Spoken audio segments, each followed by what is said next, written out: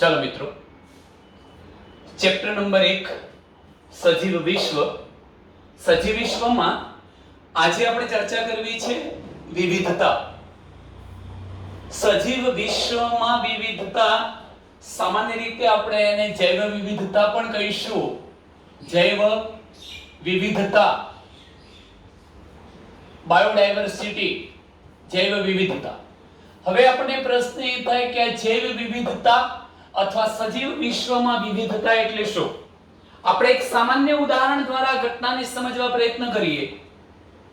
જેમ કે આપણે કોઈ એક જંગલની મુલાકાત લઈએ છીએ, તો જંગલની મુલાકાત લઈશું એ દરમિયાન આપણે જંગલમાં વસતી ઘણા બધા પ્રકારની વનસ્પતિઓને, ઘણા બધા પ્રકારના વન્ય પ્રાણીઓને અને અન્ય કીટકો વગેરેને નિહાળીએ છીએ.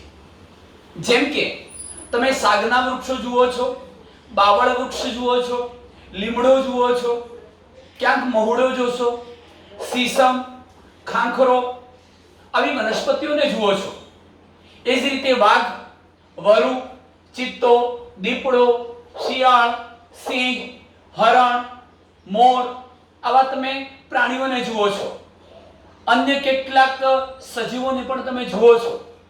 તો એનો મતલબ એ થયો કે તમે જોયેલ દરેકે દરેક સજીવ એ એક વ્યક્તિગત જાતિ તરીકે વર્તે છે. જેમ કે સિંહની જાતિ, વાઘની જાતિ, કૂતરાની જાતિ, ગાયની જાતિ, ગધેડાની જાતિ, લીમડાની જાતિ, આંબાની જાતિ, આવી તમને દરેકે દરેક તમે જોયેલી વનસ્પતિ કે પ્રાણીને તમે જાતિ તરીકે રજૂ કરો છો. આમ હવે એવું કહી શકાય કે તમે કોઈ એક નિશ્ચિત વિસ્તાર પસંદ કર્યો છે. શું એ નિશ્ચિત વિસ્તારમાં એક જ જાતિના સજીવો રહે છે? તો ના, ત્યાં તમને એકબીજાથી જુદી પડતી અનેક જાતિના સજીવો જોવા મળે છે. આ બાબતને આપણે બાયોડાયવર્સિટી, જૈવ વિવિધતા કહીએ છીએ. તો ફરી યાદ રાખીશું કે જૈવ વિવિધતાનો મતલબ શું થાય છે? કે અનેક પ્રકારની અલગ અલગ જાતિઓનું જોવા મળવું, એને શું કહેવાય? જાતિ વિવિધતા, જૈવ વિવિધતા. આપણે આપણા સિલેબસના અનુસંધાનમાં વિચારીએ તો આપણા ઘરની આગળ કુંડામાં પણ આપણે છોડને વાવીએ છીએ મિત્રો. તમે કેટલાક કીટકો, પક્ષીઓ, પાલતુ પ્રાણીઓ, અન્ય પ્રાણીઓને આ બધાને તમે જુઓ છો. તો હું એમ કહી શકું, કુંડામાં ઉગાડેલા છોડ,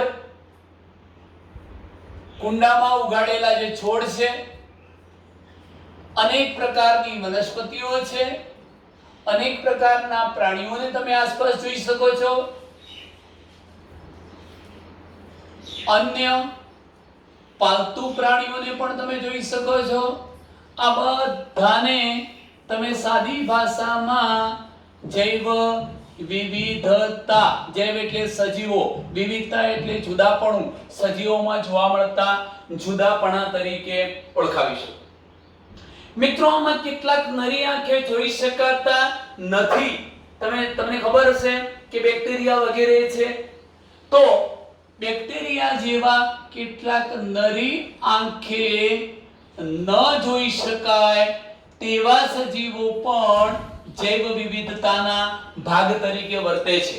તો હવે કહી શકાય કે કુંડામાં ઉગાડેલા છોડ છે, કીટકો છે, પક્ષીઓ છે, પાલતુ પ્રાણીઓ છે, અન્ય વન્ય પ્રાણીઓ છે, કેટલાક નરી આંખે ન જોઈ શકાય એવા બેક્ટેરિયા છે. આ બધાને આપણે શું કહીએ? જૈવ વિવિધતા. તો છોડ, વનસ્પતિઓ, જો કે છોડ પણ વનસ્પતિ જ છે, પ્રાણીઓ, અન્ય પાલતુ પ્રાણીઓ, કીટકો, ફૂગ, આ બધું કીટકો, ફૂગ છે, લીલ છે, આ બધાનો સમાવેશ જૈવ વિવિધતામાં થાય છે. ચાલો મિત્રો, એક બીજા ઉદાહરણની વાત કરીએ કે આપણે સજીવોના અભ્યાસ માટે જે ક્ષેત્રને પસંદ કરીએ છીએ, જે વિસ્તારને પસંદ કરીએ છીએ, એને આપણે ક્ષેત્ર વિસ્તાર કહીશું. હવે જેમ ક્ષેત્ર વિસ્તાર નાનો, તેમ એની અંદર જોવા મળતી જૈવ વિવિધતા ઓછી. જેમ કે આપણે એક 2 કિલોમીટરનો વિસ્તાર પસંદ કરીએ છીએ અભ્યાસ માટે, તો એની અંદર કદાચ તમને માનવી, કૂતરાની, ગાયની, સાપની અને 2-4 બીજી વનસ્પતિઓની જાતિઓ જોવા મળશે. 10 જાતિઓ જેટલી જૈવ વિવિધતા જોવા મળી. પણ આ 2 કિલોમીટર વિસ્તારને તમે વધારી દો છો તમે 50 કિલોમીટરના વિસ્તારને આવરી લો છો અને પછી એની અંદર સમાયેલી જાતિઓનો અભ્યાસ કરવા પ્રયત્ન કરશો તો તમને માલુમ પડશે કે અગાઉ માત્ર 2 કિલોમીટર વિસ્તારમાં તમને જે 10 જાતિઓ જોવા મળી હતી એ હવે 50 કિલોમીટરના વિસ્તારમાં વધુ જાતિઓ જોવા મળે છે. તો એમ કહી શકાય કે જેમ આપણે ક્ષેત્ર વિસ્તાર વધારતા જઈએ છીએ અથવા ક્ષેત્રીય અભ્યાસ માટેનો વિસ્તાર વધારતા જઈએ છીએ, વિસ્તાર વધારીએ તેમ આપણને જૈવ વિવિધતા અથવા જૈવ વૈવિધ્ય કેવું જોવા મળે છે? વધુ જોવા મળે છે. ચાલો મિત્રો, ત્યાર પછીના પોઈન્ટની આપણે ચર્ચા કરીએ છીએ કે તમે સામાન્ય રીતે શહેરી વસવાટનો અભ્યાસ કરો એની જગ્યાએ તમે જો જંગલ વિસ્તારનો અભ્યાસ કરો છો તો જંગલ વિસ્તારમાં તમને વધુ પ્રકારના વિવિધતા ધરાવતા સજીવો જોવા મળે છે. કેવા વિસ્તારમાં? જંગલ વિસ્તારમાં વધુ વિવિધતા ધરાવતા સજીવો જોવા મળે છે. એનો મતલબ કે સામાન્ય વસવાટો કરતા તમે જંગલ વિસ્તારની મુલાકાત લો છો તો ત્યાં જાતિઓની સંખ્યા તમને કેવી જોવા મળશે? વધુ જોવા મળે છે. મિત્રો, એમ કહી શકાય કે આશરે વિશ્વમાં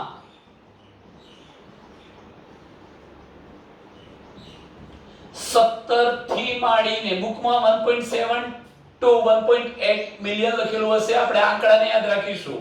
વિશ્વમાં 17 થી 18 લાખ જેટલી જાતિઓ ઓળખાયેલી છે, આઈડેન્ટિફિકેશન થયેલું છે. કેટલી જાતિઓનું? 17 થી 18 લાખ જાતિઓ ઓળખાયેલી છે અને તેમનું વર્ણન પણ તૈયાર કરવામાં આવેલું છે. 17 થી 18 લાખ જાતિઓનો મતલબ મિત્રો એ નથી થતો કે 17 થી 18 લાખ સજીવો, એવો નહીં. પણ હું એમ બોલું, આંબો, મહુડો, લીમડો, ધતુરો, તુલસી, ડમરો, આવા મધુમાલતી, પછી કૂતરું, ગાય છે, ગધેડો છે, ઊંટ છે, હાથી, મોર, પક્ષી, કબૂતર, આવું બોલું. આ મેં અત્યારે 20 થી 22 જાતિઓ તમને કહી, એવી વિશ્વમાં 17 થી માંડીને 18 લાખ જેટલી અઢળક જાતિઓને ઓળખવામાં આવેલી છે અને તેનું એક સચોટ વર્ણન તૈયાર કરવામાં આવેલું છે. મેં તમને આ અગાઉ પણ કહી દીધું કે આપણે જોયેલી દરેક વનસ્પતિ કે પ્રાણી કે અન્ય સજીવ કેવા સ્વરૂપે રજૂ થાય છે? જાતિ સ્વરૂપે. આ શબ્દ અગત્યનો છે કારણ કે 17 થી 18 લાખ જાતિઓ ઓળખાયેલી છે એનો મતલબ કે આપણે જોયેલી દરેક વનસ્પતિ હોય, પ્રાણી હોય કે પછી સૂક્ષ્મ કોઈ જાતિ હોય, સૂક્ષ્મ સજીવો હોય તો એ દરેક જાતિ સ્વરૂપે રજૂ થાય છે. કેવા સ્વરૂપે રજૂ થાય છે? જાતિ સ્વરૂપે રજૂ થાય છે એમ કહી શકાય. અને આ સંદર્ભમાં વિશ્વની અંદર 17 થી 18 લાખ જેટલી જાતિઓ ઓળખાયેલી છે. હવે મિત્રો એક બાબત વિચારો કે જો વિશ્વમાં લાખો વનસ્પતિઓ અને લાખો પ્રાણીઓ હોય જેઓને આપણે સામાન્ય રીતે સ્થાનિક નામથી ઓળખીએ છીએ. કેવી રીતે? હું તમને ઉદાહરણ આપું. જુઓ કે વિશ્વમાં, આ સમગ્ર બ્રહ્માંડમાં વિશ્વમાં લાખોની સંખ્યામાં તમે આ જોઈ ગયા, આટલી નથી, આ તો માત્ર ઓળખાયેલી છે. ઘણી બધી જાતિઓ છે પણ એમાંથી જેનું આઈડેન્ટિફિકેશન કરવામાં આવ્યું છે, જેનું ડિસ્ક્રિપ્શન કરવામાં આવ્યું છે, એવી 17 થી 18 લાખ જાતિઓ છે. તો વિશ્વમાં લાખો વનસ્પતિઓ પણ છે અને લાખો પ્રાણીઓ છે. આ અનેક પ્રકારની વનસ્પતિઓ અને અનેક પ્રકારના પ્રાણીઓને એટલે કે જેઓને સામાન્ય રીતે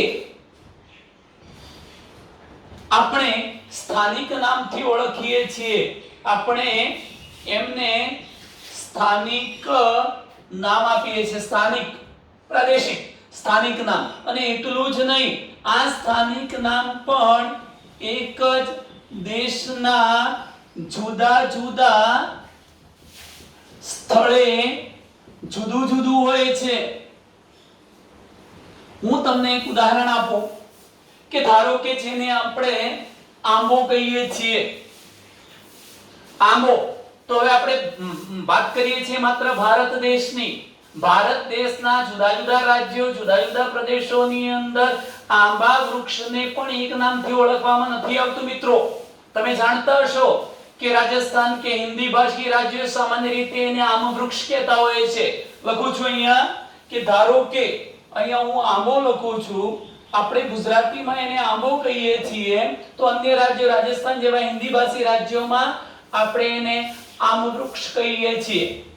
એવી રીતે અન્ય ઉદાહરણ પણ આપી શકાય કે આપણે જેને વડલો કહીએ છીએ એને વડલો, તો એને રાજસ્થાનની અંદર બરગદ તરીકે ઓળખવામાં આવે. એવું જ તમે લીમડો તો નીમ વૃક્ષ. ટૂંકમાં એક જ દેશના જુદા જુદા સ્થળે પણ આ જે સ્થાનિક નામ અપાતું હતું એ જુદું જુદું હતું અને પરિણામ સ્વરૂપે તેઓનો એટલે વનસ્પતિઓ અને પ્રાણીઓનો અભ્યાસ કરવામાં સરળતાથી અભ્યાસ કરવામાં અને એનું વર્ણન કરવામાં મુશ્કેલી સર્જાતી હતી. કેમ? કારણ કે કોઈ એક સ્પેસિફિક ચોક્કસ નામ નહોતું. જુદા જુદા પ્રદેશોની અંદર એક જ વનસ્પતિને અલગ અલગ નામથી, એક જ પ્રાણીને અલગ અલગ નામથી ઓળખવામાં આવતા હતા. એના કારણે મુશ્કેલી સર્જાતી હતી. જેથી મિત્રો યાદ રાખજો, હવે નામકરણ નોમેનકલ્ચર નામકરણ કરવાની જરૂરિયાત શા માટે ઊભી થઈ અથવા સજીવને એક ચોક્કસ નામ શા માટે આપવામાં આવ્યું, તો હું તમને એ કહી દઉં છું કે આ મુશ્કેલી ન સર્જાય એટલે કે જેથી જોજો કે સ્થાનિક નામ આપવાથી એના વર્ણનમાં, એને ઓળખવામાં, એનો અભ્યાસ કરવામાં મુશ્કેલી નડતી હતી. કેમ? કારણ કે વનસ્પતિ તો એક જ હતી પણ જુદા જુદા પ્રદેશોમાં એના નામ કેવા હતા, જુદા જુદા. એટલે ધારો કે મેં અહીંયા આંબા વિશેનું વર્ણન કર્યું હોય તો કદાચ રાજસ્થાનની અંદર જઈને તમે જુઓ અને એમ કહો મેં આંબા વિશેનું વર્ણન કર્યું છે તો એ લોકો સરળતાથી સમજી શકે નહીં. તમારે ત્યાં એમ કહેવું પડે આમ વૃક્ષ. તો આવી મુશ્કેલીઓ સર્જાતી હતી મિત્રો.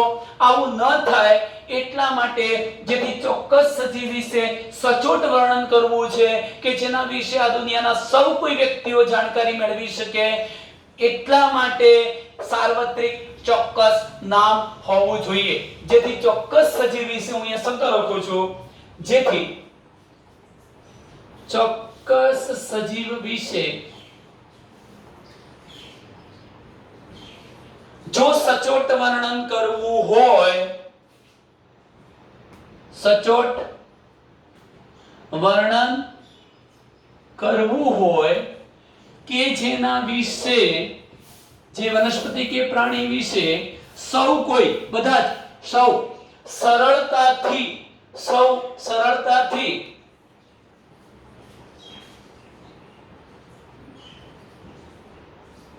જાણકારી મેળવી શકે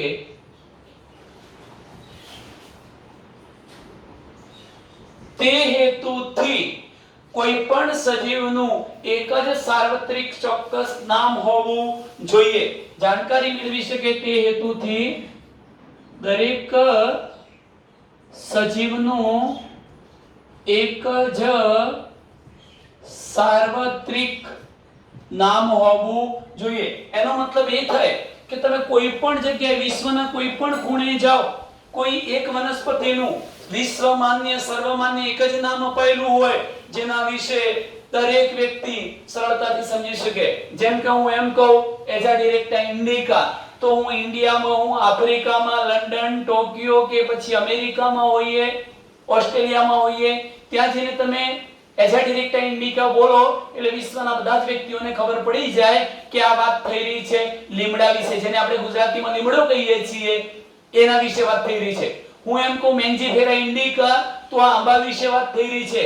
કેલોટ્રોપિસ પ્રોસેરા, તો આકડા વિશે વાત થઈ રહી છે. કેથેરેન્થસ રોઝિયસ, તો બારમાસી વિશે વાત થઈ રહી છે. ટૂંકમાં વિશ્વમાન્ય, સર્વમાન્ય કે સાર્વત્રિક વિશ્વ સ્તરે એક જ નામ હોવું જોઈએ. હવે વિચારો, આવું એક નામ કેવી રીતે આપવું? આવું એક નામ ચોક્કસ રીતે અપાય છે, આડેધડ નથી અપાતો. હું લખું છું, જુઓ, ચોક્કસ નિયમોને આધીન અથવા ચોક્કસ નિયમોને આધારે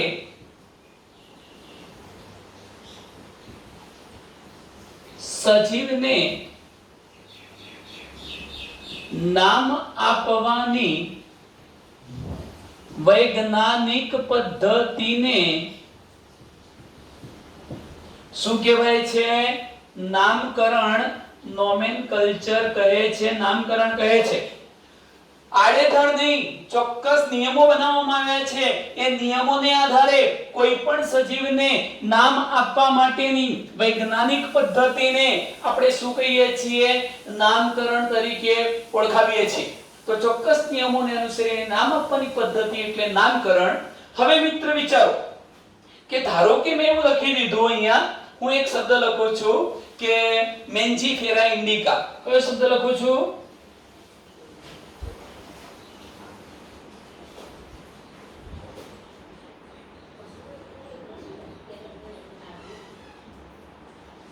આ નામ કોનું છે? આમાંનું છે. મેં અહીંયા શબ્દ લખ્યો છે મેન્જીફેરા ઇન્ડિકા.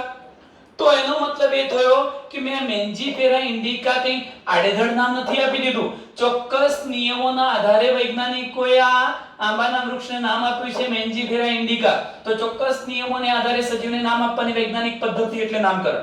હવે જોજો, આ જે નામ આપ્યું છે એની સાથે, એટલે એનો મતલબ એ થાય કે તે નામ સાથે, આ જે નામ આપ્યું છે તે નામ સાથે કયો સજીવ સંકળાયેલો છે? અહીં લખું છું કે તે નામ સાથે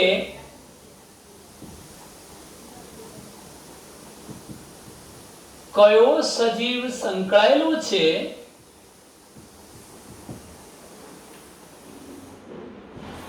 તે આપણે જાણતા હોઈએ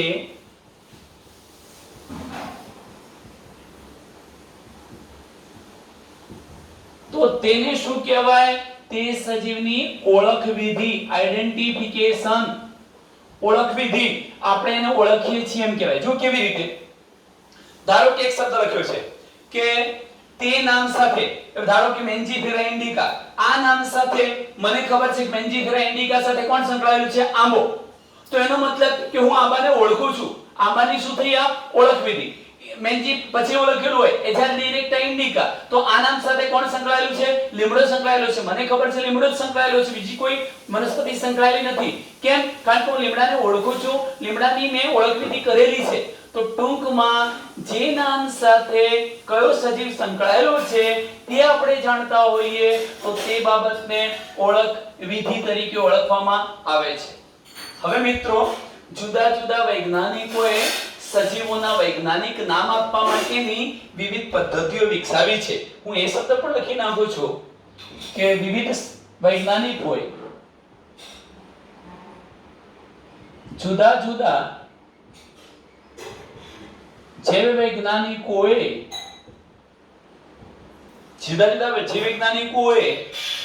સજીવોનું નામકરણ કરવા માટે અથવા સજીવોને નામ આપવા માટેની વિવિધ એટલે જુદી જુદી પદ્ધતિઓ વિકસાવી છે. મિત્રો, આમાંથી સર્વશ્રેષ્ઠ પદ્ધતિ છે કેરોલસ લિનિયસે આપેલી દ્વિનામી નામકરણ પદ્ધતિ. દ્વિનામી નામકરણ પદ્ધતિ કેરોલસ લિનિયસે આપી છે. હું એની ચર્ચા કરું છું કે જુદા જુદા વૈજ્ઞાનિકોએ સજીવનું નામ આપવા માટે વિવિધ પદ્ધતિઓ વિકસાવી છે. વનસ્પતિના, હવે તમને એ કહી દઉં કે દરેક વૈજ્ઞાનિકે સજીવનું નામ આપવા માટેની જે જુદી જુદી પદ્ધતિઓ વિકસાવી છે એમાં નિયમો છે કે જો તમારે વનસ્પતિનું નામકરણ કરવું છે, કોનું? વનસ્પતિઓને નામ આપવા છે. તમે કોઈ વનસ્પતિને જોઈ શોધી અને તમારે વનસ્પતિને નામ આપવું છે તો વનસ્પતિનું નામકરણ કરવું હોય, વનસ્પતિના નામકરણ માટે ICBN નું ફૂલ ફોર્મ થાય છે ઇન્ટરનેશનલ કોડ ફોર બોટનિકલ નોમેનકલ્ચર. તો ICBN નામની સંસ્થાએ આપેલા માપદંડો અને નિયમોનું પાલન કરવું પડે. એનો મતલબ એ થયો કે તમારે કોઈ વનસ્પતિનું નામ આપવું છે તો ICBN international code for botanical nomenclature નામની સંસ્થાએ જે નિયમો બનાવ્યા છે, જે માપદંડો બનાવ્યા છે, એ માપદંડો એ દાયરામાં રહીને જ તમારે વનસ્પતિનું નામ આપવું પડે. મિત્રો એવી જ રીતે હું વાત કરી રહ્યો છું કે જો મારે પ્રાણીઓનું નામકરણ કરવું છે, પ્રાણીઓનું નામકરણ કરવું છે, કોઈ પ્રાણીની નવી જાત આપણે શોધી છે અને એને નામ આપવું છે પ્રાણીને, તો પ્રાણીનું નામ કરવા માટે ICZN international code for zoological nomenclature નામની સંસ્થાએ આપેલા માપદંડો અને નિયમોનું પાલન કરવું પડે. તો ટૂંકમાં મિત્રો આટલે સુધીની આ માહિતી હતી.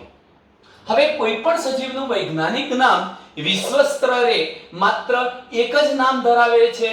આવું નામ અન્ય કોઈ સજીવ માટે ઉપયોગમાં લઈ શકાતો નથી. બરોબર ધ્યાનથી સાંભળજો કે હું કોઈ એક નામ આપું છું, જેમ કે લીમડા માટે એજાડિરેક્ટા ઇન્ડિકા કહ્યું, તો આ એજાડિરેક્ટા ઇન્ડિકા શબ્દનો ઉપયોગ તમે વિશ્વમાં કોઈ પણ બીજી વનસ્પતિ માટે ઉપયોગ કરી શકો નહીં. તો આનો અર્થ એ થયો કે દરેક વૈજ્ઞાનિક નામ વિશ્વ સ્તરે માત્ર એક જ નામ ધરાવે છે. દરેક વૈજ્ઞાનિક નામ વિશ્વ સ્તરે માત્ર એક જ નામ ધરાવે છે, જેનો ઉપયોગ કોઈ અન્ય સજીવ માટે થઈ શકતો નથી. હવે તમે જુઓ કે કોઈ પણ વૈજ્ઞાનિક નામ આપણે આપીએ છીએ તો વૈજ્ઞાનિક નામમાં બે ઘટકો સમાયેલા છે. વૈજ્ઞાનિક નામમાં બે ઘટકો સમાયેલા છે. આ બે ઘટકોથી વૈજ્ઞાનિક નામ બન્યું છે. એમાં તમે જોઈ શકો છો કે વૈજ્ઞાનિક નામ જો બે ઘટકો ધરાવતું હોય તો એમાં એક ઘટક છે વંશગત નામ, જેને આપણે પ્રજાતિ કહીએ છીએ. એમાં એક છે વંશગત નામ. વંશગત નામ એટલે કોણ? પ્રજાતિ. અને બીજું છે જાતિ પ્રત્યય એટલે જાતિ. એનો મતલબ એ થયો કે કોઈ પણ સજીવને તમે જ્યારે વૈજ્ઞાનિક નામ આપો છો તો એ વૈજ્ઞાનિક નામની અંદર બે ઘટકો આવેલા છે. જુઓ, જેમ કે મેન્જીફેરા ઇન્ડિકા, તો મેન્જીફેરા પહેલો ઘટક, ઇન્ડિકા બીજો ઘટક. મેન્જીફેરાને કહેવાય પ્રજાતિ અને ઇન્ડિકાને કહેવાય જાતિ. જીનસ સ્પીસીસ, પ્રથમ શબ્દ એ પ્રજાતિનો હોય છે, બીજો જાતિનો. જેમ કે આંકડાનું વૈજ્ઞાનિક નામ આપીએ છીએ કેલોટ્રોપિસ પ્રોસેરા, તો કેલોટ્રોપિસ એ પ્રજાતિ થઈ, ટ્રોપિક શું થયું? પ્રોસેરા એ પ્રજાતિ થઈ. એવી રીતે તમે એજાડિરેક્ટા ઇન્ડિકા, તો એજાડિરેક્ટા પ્રજાતિ થઈ અને ઇન્ડિકા જાતિ થઈ. આમ કોઈ પણ વૈજ્ઞાનિક નામ એ બે ઘટકોથી બનેલું છે. પ્રથમ ઘટક વંશગત નામ પ્રજાતિ છે, બીજું નામ જાતિ છે. મિત્રો આટલા સુધી તમને ખ્યાલ આવ્યો હશે. હવે તમે અહીં જુઓ, આ બે ઘટકો સાથે નામ આપવાની જે પદ્ધતિ છે, કોઈ પણ સજીવનું વૈજ્ઞાનિક નામ બે ઘટકોનું બનેલું છે, તો આ બે ઘટકો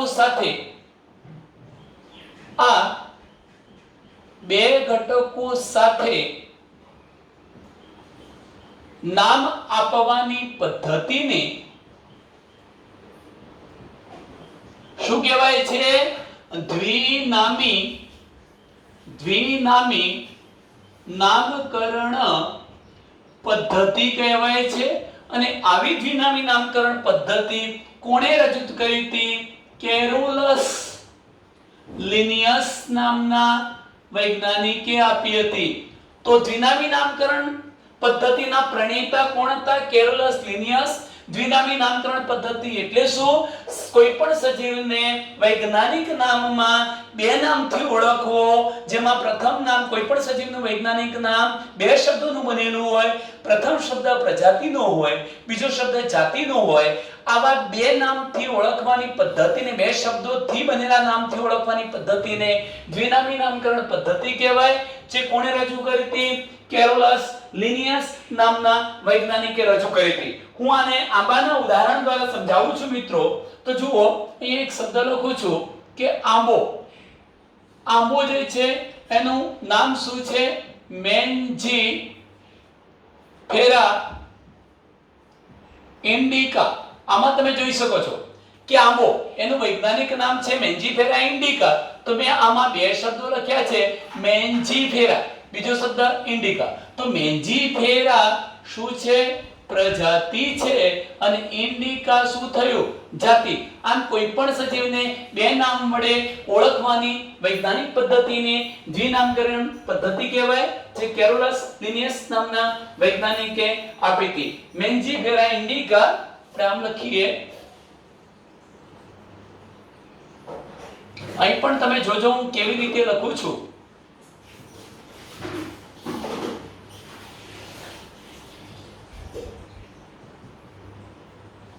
મેન્જીફેરા ઇન્ડિકા.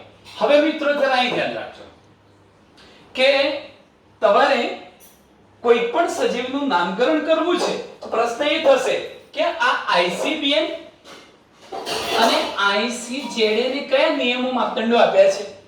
આ પણ 2 માર્ક્સમાં પ્રશ્ન અલગ પૂછી શકાય કે સજીવોનું નામકરણ કરવા માટેના નિયમો જણાવો. સજીવના નામકરણ માટેના નિયમો. તો સજીવના નામકરણ માટેના મહત્વના 4-5 નિયમો છે મિત્રો, એને આપણે જોઈએ છીએ.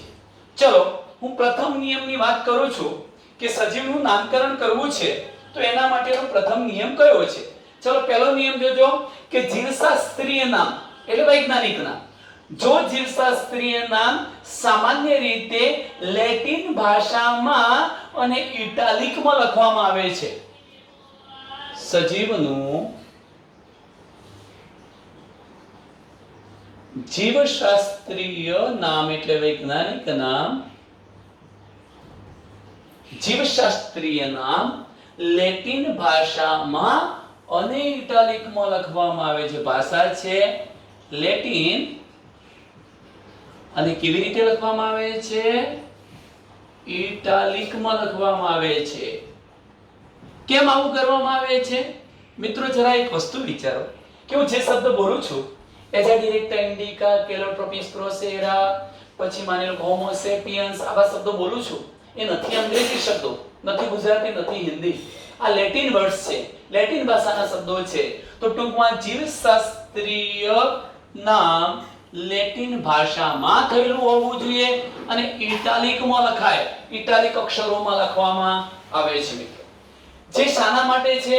જે તેનો મૂળ ઉદ્ભવ લેટિન ભાષામાંથી થયો છે એવું બતાવવા માટે આપણે લેટિન ભાષાનો ઉપયોગ કરીએ છીએ. જે મૂળ ઉદ્ભવ કઈ ભાષામાંથી થયો છે?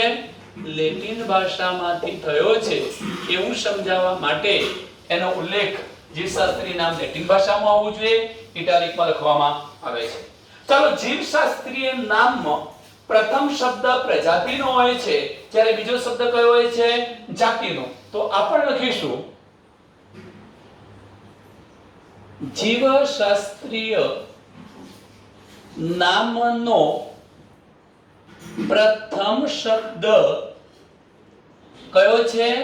પ્રજાતિ સૂચવે છે અને એટલે વંશગત નામ સૂચવે છે. અને બીજો શબ્દ શાનું સૂચન કરે છે? જાતિનું સૂચન કરે છે, સૂચવે છે. તો પ્રથમ શબ્દ પ્રજાતિ સૂચવે છે, બીજો શબ્દ જાતિ સૂચવે છે. આ પણ નિયમ. એટલે તમે જ્યારે વૈજ્ઞાનિક નામ આપતા હોય ત્યારે પ્રથમ શબ્દ પ્રજાતિનો જ આવવો જોઈએ, બીજો શબ્દ જાતિનો આવવો જોઈએ. હવે હું ત્રીજો નિયમ કહું છું કે જીવશાસ્ત્રીય નામકરણમાં બંને શબ્દો જ્યારે આપણે હસ્તલેખિત લખતા હોઈએ, અહીં જોજો મિત્રો કે જીવશાસ્ત્રીય નામમાં બંને શબ્દો હસ્તલેખિત લખતા હોઈએ, હાથથી જાતે લખતા હોઈએ, કોમ્પ્યુટરમાં કે છાપકામ ના કરતા હોય, ટાઈપિસ્ટ ના કરતા હોય એ વખત જોજો જીવશાસ્ત્રી નામમાં બંને શબ્દો હસ્તલેખિત લખતા હોઈએ ત્યારે બંને શબ્દો એટલે પ્રજાતિ અને જાતિ બંને શબ્દોની નીચે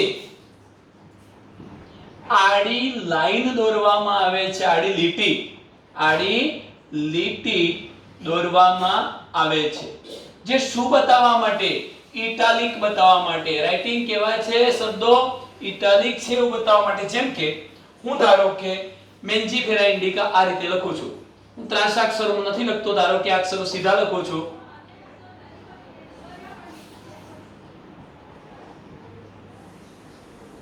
મેન્જીફેરા ઇન્ડિકા. હવે મેં આ શબ્દ કેવી રીતે લખ્યો છે? હસ્તલેખિત, જાતે લખ્યો છે. ત્યારે હું આ બંને શબ્દોની નીચે આડી લીટી કરીશ. આડી લીટી કરીશ એનો મતલબ શું થઈ જાય કે મેં આ ઇટાલિક ત્રાંસુ લખાતું હોય છે, આપણે જ્યારે ત્રાંસુ નથી લખતા, હસ્તલેખિત લખીએ છીએ ત્યારે એને ઇટાલિક બતાવવા માટે પ્રજાતિના શબ્દ અને જાતિના શબ્દની નીચે આપણે શું કરીશું? લીટી દોરીએ છીએ. તો જીવશાસ્ત્રીય નામકરણમાં બંને શબ્દો હસ્તલેખિત લખતા હોઈએ ત્યારે દરેક શબ્દની નીચે આડી લીટી કરવામાં આવે છે. તેનો મૂળ ઉદ્ભવ લેટિન બતાવવા માટે ઇટાલિકમાં છાપવું પડે છે. જો તમારે છાપકામ કરવું હોય તો ઇટાલિકમાં એટલે આવા ત્રાંસાક્ષરમાં તમે જોઈ શકો છો.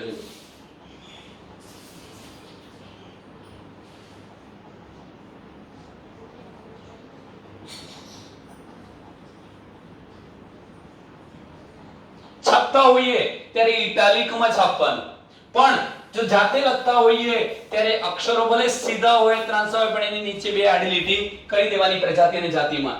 પણ જો તમે છાપકામ કરતા હોય, ટાઈપિંગ કરતા હોય તો તમારે માત્ર એને ઇટાલિકમાં કરી દેવાનું, નીચે લીટી કરવાની કોઈ જરૂરિયાત રહેતી નથી. શા માટે આવું કરવું પડે? મૂળ ઉદ્ભવ લેટિન બતાવવા માટે એને ઇટાલિકમાં છાપવો પડે. ચલો ચોથો નિયમ મિત્રો કયો છે? પ્રજાતિના નામનો પ્રથમ અક્ષર તમે જોઈ શકો છો,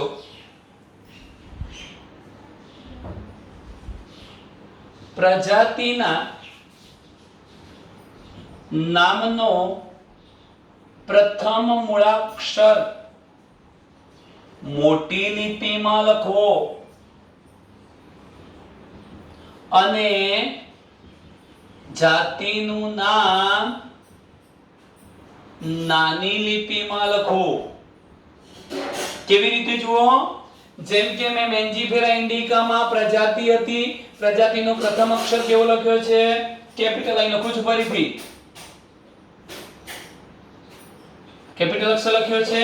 પ્રજાતિનો પ્રથમ અક્ષર મોટો મૂળાક્ષર, પછીના બધા જ નાના બીજી એબીસીડીમાં, અને આખી જાતિ પણ બીજી એબીસીડીમાં.